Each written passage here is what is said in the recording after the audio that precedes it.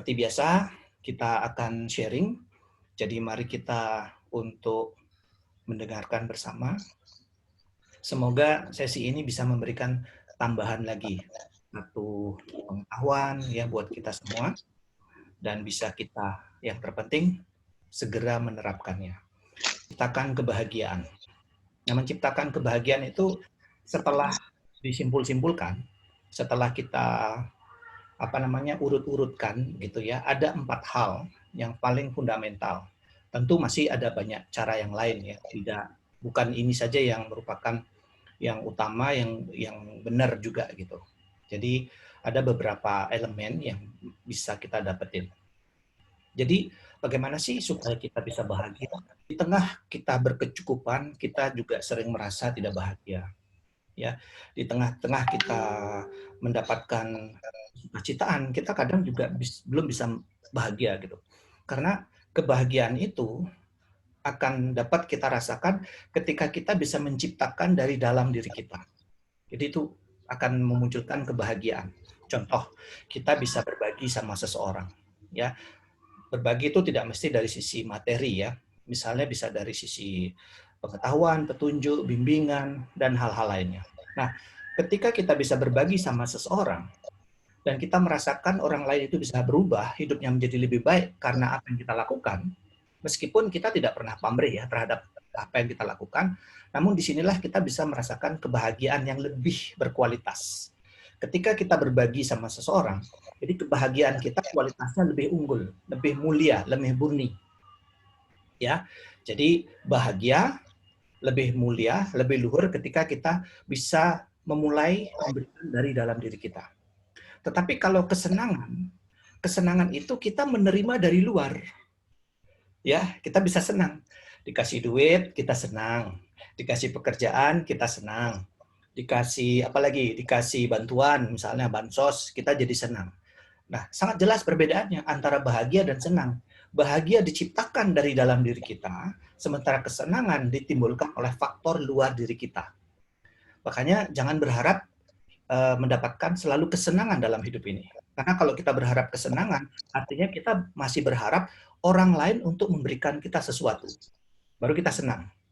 Tapi kalau kebahagiaan, kita yang menciptakan. Jadi rasa bahagia ketika memberi sesuatu itu jauh lebih mulia dibandingkan kita bisa menerima seseorang dalam bentuk apapun, itu hanya menciptakan kesenangan. Ya, oh saya senang dikasih makan misalnya, oh saya senang dikasih sembako, saya senang dikasih hadiah, senang. Jadi sifatnya sementara. Tapi kalau bahagia itu sifatnya permanen karena kita ciptakan sendiri, kita munculkan dari dalam diri kita. Makanya banyak orang-orang bijak, orang-orang yang sudah mengerti konsep ini, dia akan terus melakukan cara-cara dermawan, kebajikan untuk selalu berbagi dalam konten dan konteks apapun ya. Oke, ada beberapa cara. Pertama, yang paling bisa kita mulai adalah satu, berhenti komplain. Nah, ini berhenti komplain. Jadi semakin sering kita komplain setiap hari, kita tidak akan bisa menemukan titik kebahagiaan. Gimana kita mau bisa bahagia? Sehari-hari kita komplain. Ya, contoh, dari bangun tidur, di zaman digital sekarang ini, di bangun tidur kita pertama kali kemungkinan meskipun tidak berlaku mutlak buat semua orang, kemungkinan orang akan ambil HP pertama kali.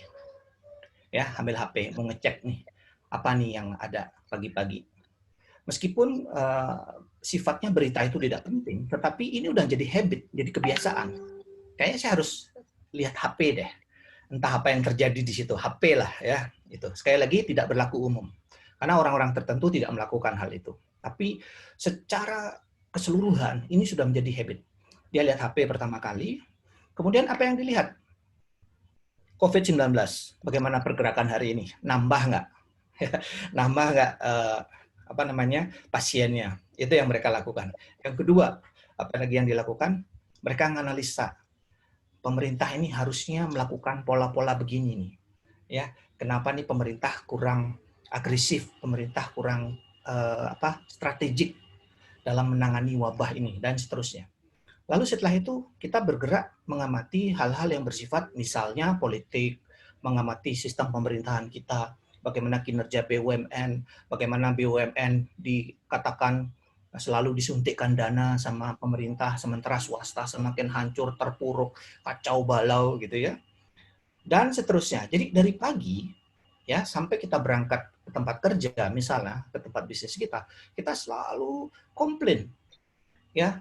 Sampai makan siang pun kita ngobrol sama teman-teman kita itu kita tiba-tiba menjadi komentator buat hidup kita, buat bisnis kita, kemudian negara kita ini. Lalu kita pada saat yang bersamaan terheran-heran, kenapa bangsa kita nggak maju? Kenapa Indonesia nggak maju?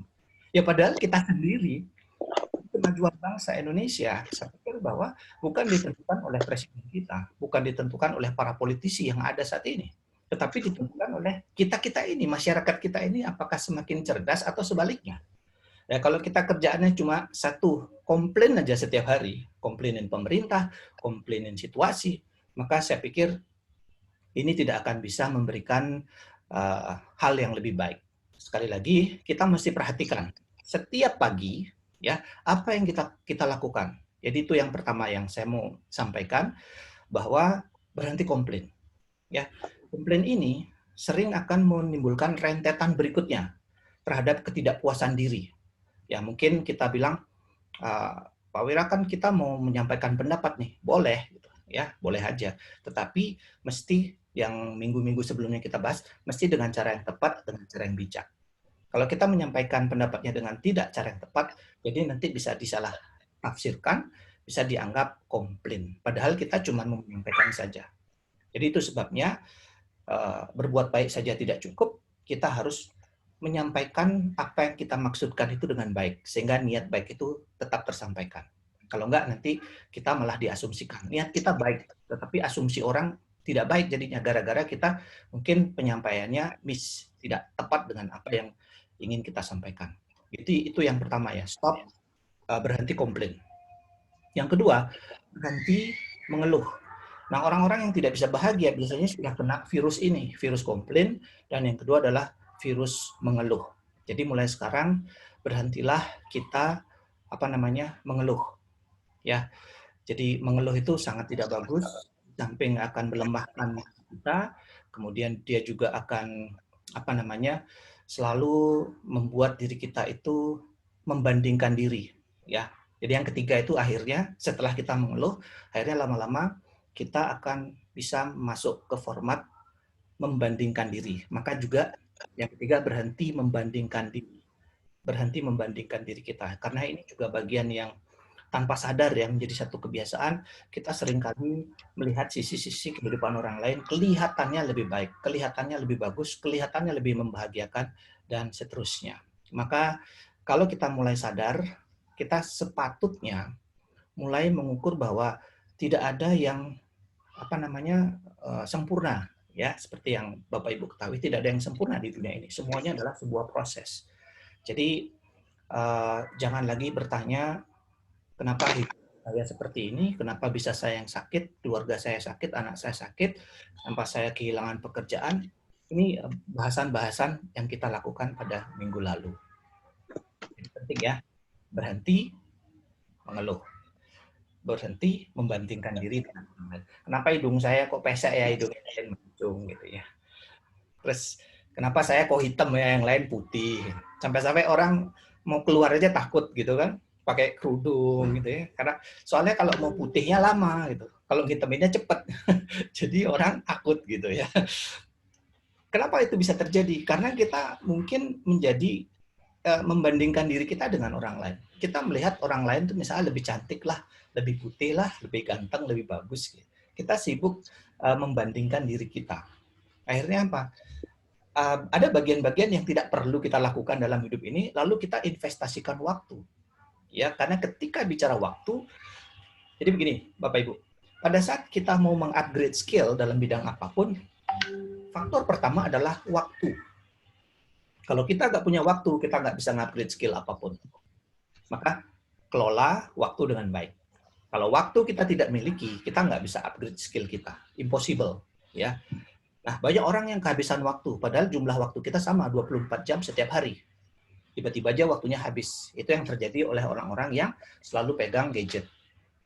Ya, selalu kalau waduh di WA sama temannya, dia langsung jawab tuh. Cepat sekali jawabnya. ya ada grup aktif sekali di grup, akhirnya dia nggak ngapa-ngapain satu hari itu, ya mau ngerjain pekerjaan A, begitu dikasih info di grup dia cek linknya menuju ke B, link B itu menuju ke C, C-nya ke D, D-nya ke Z, akhirnya dia 2 jam tanpa terasa pegang HP. Lalu dia, udah sore, saya nggak ngapa-ngapain nih gitu kan. Nah, itu banyak sekali kita jumpai di era digital ini. Maka saya punya satu format pembelajaran yang namanya bagaimana membesarkan anak di era digital. Jadi itu satu materi yang saya miliki. Orang tua bagaimana bersikap. Kapan seharusnya si anak diberi HP? Itu ada standar. Standar yang secara psikologi sudah kita pelajari supaya orang tua tuh sekarang benar-benar bisa tahu memberikan waktu yang tepat, memberikan gadget kepada anak-anaknya. Kalau tidak nanti miss. Maksudnya sayang sama anak, tetapi anak itu nanti terlibat satu beban emosional karena dia belum siap secara emosional. Ada bullying, ya, dibully di sosial media, atau dia tidak mengerti konten-konten yang disajikan, itu sangat berbahaya. Oke ya. Kemudian tadi udah membandingkan diri ya. Yang keempat, biarkanlah masalah kecil itu tetap kecil. Sekali lagi, biarkan masalah kecil tetap kecil. Jangan dibesar-besarin. Mulai dari lingkungan kita.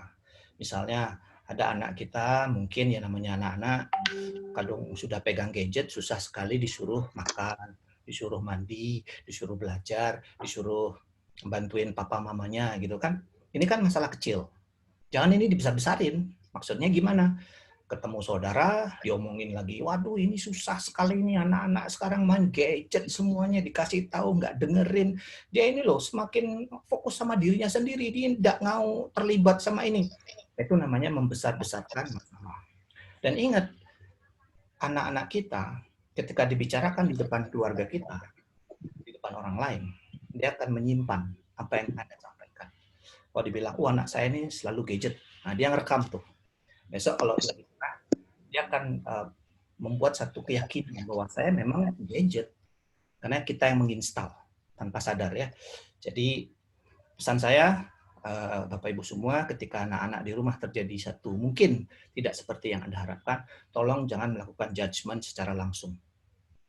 Ya, apalagi di depan kakak adiknya, di depan keluarga kita, di depan siapapun, jangan melakukan judgement.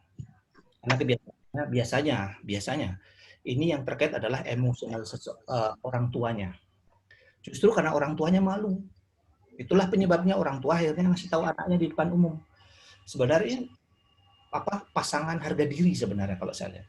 Misalnya anaknya nakal, lalu orang tuanya marahin anaknya di depan orang banyak. Itu tujuannya adalah orang tua mengcover bahwa saya lo sudah didik anak saya, tapi dasar anak saya aja yang bandel. Seolah-olah seperti itu loh. Ya, jadi kita nggak mau disalahin. Mulai sekarang bersikaplah bijaksana. Jadi ketika anak kita misalnya mendapatkan satu masalah, kemudian dia jatuh ketika bermain, udah jangan disalahkan, jangan ditanya lagi kenapa bisa jatuh.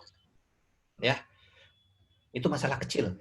Cepat obatin dia, cepat kasih nasihat, cepat ingatkan dia, nak, kamu jatuh ya, ini obat. Besok jangan main gitu lagi ya, supaya kamu tidak jatuh. Kamu bisa belajar kan, sekarang sudah jatuh, sakit ya? Ya, mama bilang besok jangan main gitu lagi, supaya kamu tidak jatuh dan sakit. Nah, ketika orang terdesak, ketika orang mendapatkan satu musibah dalam hal apapun, yang dia butuhkan adalah solusi, bukan bimbingan dan nasihat. Ya, ya seperti Bapak Ibu sekarang kalau lagi punya masalah, Anda butuh solusi, bukan perlu dikasih nasihat.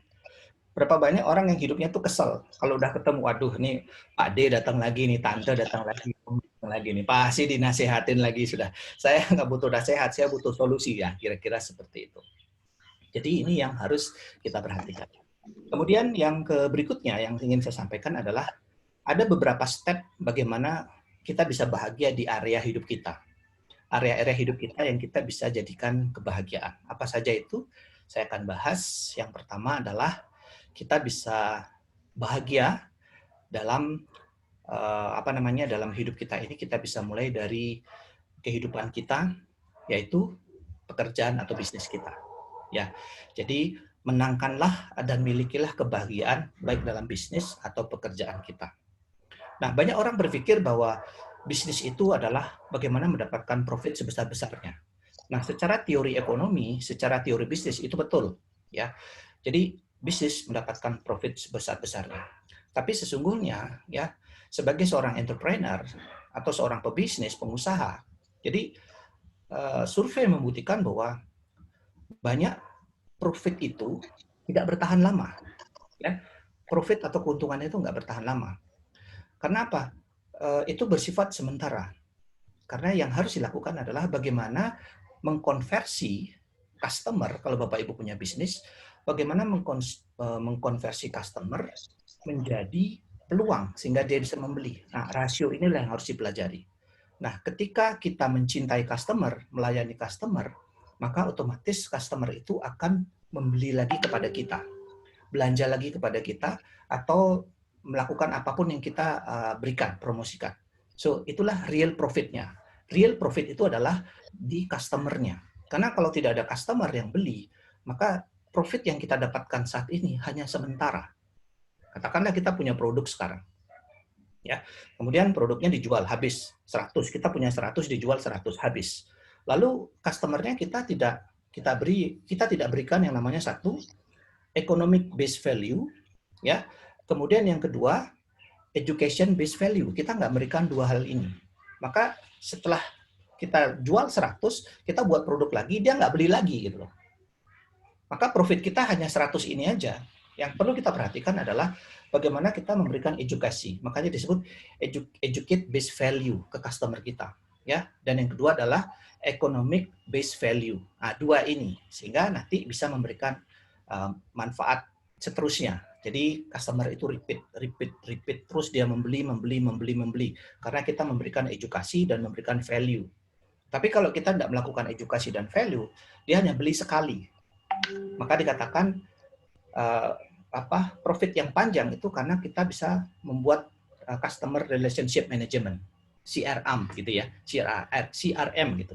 Customer relationship management itu yang harus dibangun. Kemudian 4 area ini tadi udah di area bisnis kita, ya. Yang kedua adalah area dalam hidup kita, dalam keluarga kita. Ada sebuah kisah ya. Jadi seorang suami itu punya penghasilan, sudah penghasilannya bagus banget. Lalu karena seperti kebanyakan dari kita, pikiran kita tuh keinginannya banyak. Ingin selalu lebih dan lebih. Jadi si suami itu secara income sudah mencukupi kebutuhan istri, keluarga, anaknya. Tapi karena dia punya keinginan beli mobil baru, lebih mewah lagi, beli rumah yang lebih bagus lagi, terus membesarkan bisnis yang lebih banyak lagi, akhirnya si suami ini memutuskan. Dia bilang sama istrinya, "Ma, apa mau kerja di luar negeri? Supaya bisa mendapatkan lebih banyak income bulanannya," kata si suami ke istrinya. Dengan diskusi yang panjang, si istri sebenarnya mulai sedih. Karena kalau suaminya keluar negeri, pasti akan sangat jarang ketemu. Tapi suaminya meyakinkan, "Ma, ini demi kepentingan keluarga kita, demi kepentingan masa depan kita, demi kepentingan anak-anak. Jadi kasih saya waktu 1-2 tahun saya kerja di luar negeri." Nah, istri dengan sangat berat hati, ya, akhirnya memutuskan, "Oke, silakan berangkat 2 tahun saja." Dengan catatan nanti dari income yang per bulan itu kita bisa membuat bisnis, kita bisa membuat pendidikan anak-anak dan seterusnya. Itu goal yang mereka miliki. Sampai satu ketika dia punya anak usianya 6 tahun. Nah, sekarang si papa meyakinkan sama anaknya yang usianya 6 tahun. Jadi si istri bilang, "Kamu kasih tahu anak kamu bakalan ditinggalin dia hampir 2 tahun." Lalu si ayah, papanya itu ke kamarnya si anaknya. Ya sebutlah nama anaknya adalah Joni gitu ya, contoh aja. So si ayah ketemu Joni di kamarnya, ayahnya bilang, "John, papa mau bilang sama kamu. Papa pengen kaya, papa pengen banyak punya bisnis, dan papa sekarang pengen nabung yang banyak. Untuk itu papa harus bekerja di luar negeri," kata si papa sama Joni. Karena yang 6 tahun bengong, nggak ngerti maksud papanya gitu ya. Lalu papanya meyakinkan, "Kalau papa banyak punya uang, nanti kamu bisa beli mainan yang banyak. Kamu bisa beli mainan kesukaan kamu. Apa yang kamu ingin beli mainannya, papa bisa beliin. Nah, sekarang papa belum cukup uang untuk beli mainan. Maka papa mau kerja di luar negeri." Terus si anak nanya, berapa lama? Kata si John. 2 tahun. Oh, lama ya. Terus papanya meyakinkan anaknya. Jadi nggak apa-apa, kamu nggak ketemu papa 2 tahun, tapi nanti kita banyak uang. Papa janji pulang dari luar negeri, ajak kamu jalan-jalan, beliin kamu mainan yang kamu sukai. Terus si anak manggut-manggut, seolah-olah ngerti ya. Lalu si papa happy. Yes, anak saya kasih itu. Nah, ketika si bapak ini masuk ke kamarnya sama istrinya ngobrol sebelum tidur di malam hari, tiba-tiba pintu kamarnya diketuk sama anaknya. Diketok, tok, tok, tok, tok. Papa, kata si John. Iya, John, kata si papa. Terus papanya buka pintu kamar, dan dia sangat kaget. Sangat kaget. Kenapa papanya kaget? Dia melihat anaknya, si John, itu ngumpulin semua mainannya di satu keranjang, lalu dia seret, kayak mobil itu dia seret, masuk ke kamar papanya. Dia bilang, papa, ini mainannya Johnny semua. Papa jual semua mainan ini, supaya papa dapat uang. Jadi papa nggak perlu keluar negeri, kerja 2 tahun. Jadi jual mainannya Johnny sekarang. Johnny lebih baik nggak punya mainan, karena Johnny lebih ingin papa ada di rumah. Disitulah Johnny, anak 6 tahun, bisa mengajarkan pentingnya mendapatkan kebahagiaan bersama keluarga dan orang-orang yang dicintai. Lalu ayahnya menangis, nggak tega melihat anaknya seperti itu. Lalu Johnny mengatakan sama papanya, papa, Johnny mulai sekarang janji tidak beli mainan lagi. Johnny mau jadi anak baik, Johnny mau bantu papa. Akhirnya apa? Bapaknya nggak jadi pergi. Jadi kisah ini sangat mengharukan, sangat menyedihkan, dan memang benar-benar terjadi. Bagaimana ketika ambisi kita, impian-impian kita, kita hidup dalam batas kecukupan, tapi kita ingin mendapatkan lebih dan lebih dan lebih, sampai akhirnya kita mengorbankan prinsip hidup kita, prinsip moral kita, kesehatan kita, keluarga kita, untuk mencari sesuatu yang suatu saat akan kita tinggalkan di dunia ini. Nah, ini udah masuk ke spiritual. Ya, spiritual. Jadi, benar-benar kita harus mengolah apa yang kita miliki sekarang, baik itu bisnis pekerjaan kita, dengan porsi yang tepat. Saya bukan mengatakan tidak boleh berbisnis yang bagus ya. Justru kalau kita berbisnis bagus, hasil kita bagus, kita justru bisa menjadi saluran berkat ke banyak orang. Kita bisa melakukan banyak hal. Tapi kalau kita terbatas, kita sangat sulit. Nah, jadi kembali sama Johnny. Johnny mengajarkan ayahnya yang memiliki impian idaman sedemikian banyaknya, di mata anak 6 tahun, akhirnya nggak berkutik. Jadi dia mencium si Johnny, lalu papanya besok hari membatalkan semua kontrak yang sudah dia siapkan kepada perusahaan di mana dia mau bekerja. So, Johnny sudah menyelamatkan kehidupan keluarganya, ibunya, dan rumah tangga orang tuanya. Itulah Johnny. Maka ukuran kita bahagia bukan seberapa banyak. Dulu saya waktu anak saya Ricky, waktu usia kira-kira 4 tahun, 5 tahun, saya dulu masih aktif Bapak Ibu, seorang director sales di hotel. Jadi saya hampir kalau promosi pariwisata Bali itu keliling dunia ya. Saya keliling dunia bisa sampai 1 minggu, 2 minggu. Dan setelah dari negara A pulang ke Bali, 2 bulan berangkat lagi. Terus begitu, selama setahun saya traveling ke keliling dunia sangat tinggi. Ketika saya menjadi director sales dan branch manager untuk perusahaan Asia Pasifik. Nah, saya punya anak, Ricky. Waktu itu saya ajak makan, makan pizza. Habis itu setelah makan pizza, dia bilang lagi, Dad, kita makan es krim. Saya ajak lagi makan es krim. Setelah makan es krim, dia minta pindah lagi. Kita beli mie yuk. Ya. Saya pikir, anak ini kok nggak kenyang-kenyang ya, kayak gitu.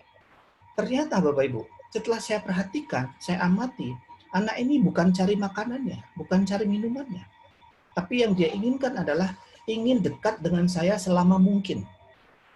Ya, karena kehadiran sang ayah, sang ibu itu dibutuhkan di mata anak-anak. Dia butuh kita lebih banyak waktunya. Disitulah saya belajar, seperti si Johnny tadi, mengajarkan sama ayahnya. Dan anak-anak itu dengan kepolosannya dia, kemurniannya dia, justru dia adalah guru terbaik dalam hidup kita. Yang kadang kita abaikan. Kamu anak kecil nggak tahu apa. Mama kerja dulu lah, papa kerja dulu, kamu di rumah. Ada kalanya mereka memberikan sinyal-sinyal alamiah yang sangat bagus yang kita bisa gunakan.